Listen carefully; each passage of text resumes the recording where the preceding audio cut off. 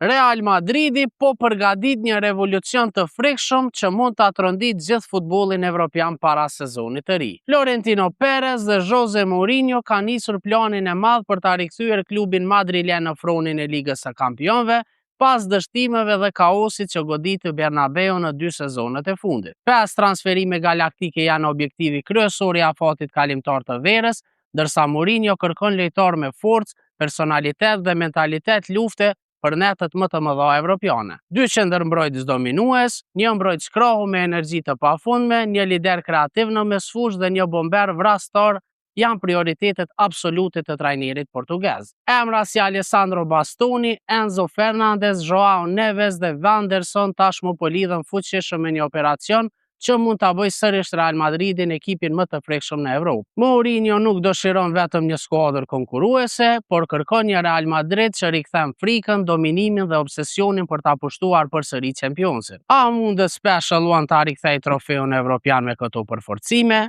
Mendimin tuaj na tregoni në hapësirën për komente.